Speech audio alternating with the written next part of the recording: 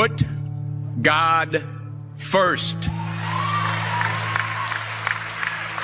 Put God first in everything you do. Everything that you think you see in me, everything that I've accomplished, everything that you think I have, and I have a few things, everything that I have is by the grace of God. Understand that. It's a gift. I was sitting in my mother's beauty parlor, and I'm looking in the mirror, and I see behind me this woman under the dryer. And every time I looked up, she was looking at me, just looking me in the eye. And I didn't know who she was, and I said, she said, somebody give me a pen, give me a pencil. I have a prophecy. March 27, 1975. She said, boy, you are going to travel the world and speak to millions of people. Now, mind you, I was flunked out of college. I'm thinking about joining the army. I didn't know what I was going to do. And she's telling me I'm going to travel the world and speak to millions of people. Well, I have traveled the world. And I have spoke to millions of people. But that's not the most important thing, the success that I had. The most important thing is that what she taught me and what she told me that day has stayed with me since. I've been protected. I've been directed. I've been corrected. I've kept God in my life, and it's kept me humble. I didn't always stick with him, but he always stuck with me. So stick with him in everything you do. If you think you want to do what you think I've done, then do what I've done and stick with God. Number 2, fail big. That's right. Fail big. Today's the beginning of the rest of your life, and it can be very frightening. It's a new world out there. It's a mean world out there, and you only live once. So do what you feel passionate about. Take chances. But don't be afraid to go outside the box. Don't be afraid to think outside the box. Don't be afraid to fail big, to dream big. But remember, dreams without goals are just dreams. And they ultimately fuel disappointment. So have dreams, but have goals.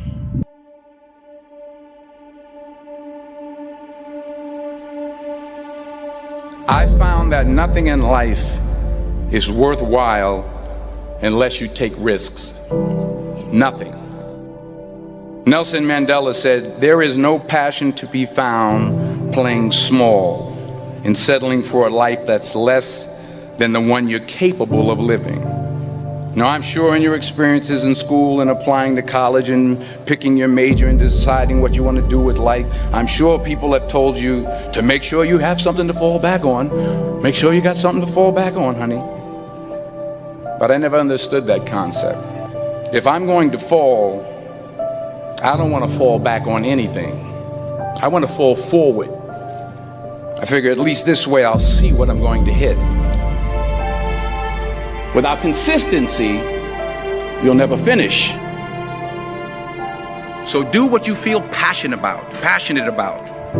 Take chances. Don't be afraid to fail. There's an old IQ test was 9 dots. And you had to draw 5 lines with a pencil within these 9 dots without lifting the pencil.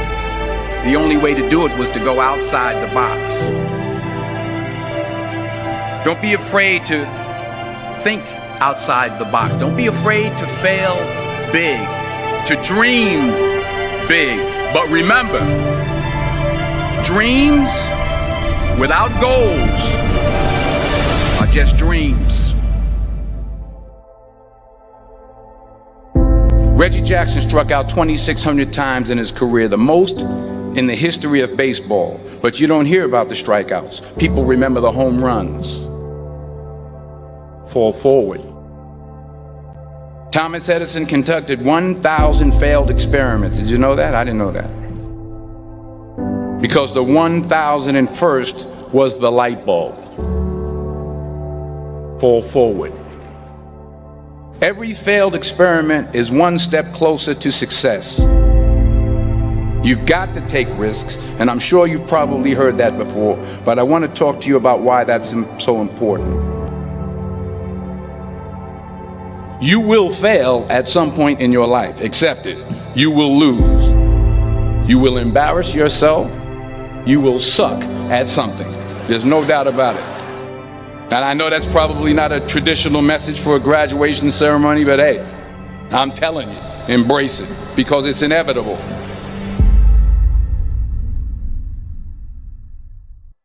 In the acting business, you fail all the time. Early on in my career, I auditioned for a part in a Broadway musical. Perfect role for me, I thought, except for the fact that I can't sing. I didn't get the job. But here's the thing. I didn't quit. I didn't fall back. I walked out of there to prepare for the next audition, and the next audition, and the next audition. I prayed. I prayed. And I prayed. But I continued to fail, and fail, and fail. But it didn't matter, because you know what? There's an old saying, you hang around the barbershop long enough, sooner or later you're going to get a haircut. So you will catch a break, and I did catch a break. Last year, I did a play called Fences on Broadway. But here's the kicker. It was at the Court Theater. It was at the same theater that I failed that first audition 30 years prior. The point is, every graduate here today has the training and the talent to succeed. But do you have the guts to fail? If you don't fail, you're not even trying. I'll say it again. If you don't fail, you're not even trying. To get something you never had, you have to do something you never did. So imagine you're on your deathbed, and standing around your deathbed are the ghosts representing your unfulfilled potential. The ghost of the ideas you never acted on. The ghost of the talents you didn't use. And they're standing around your bed, angry, disappointed, and upset.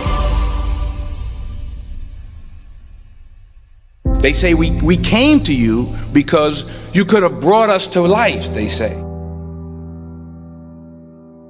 And now we have to go to the grave together. So I ask you today, how many ghosts are going to be around your bed when your time comes?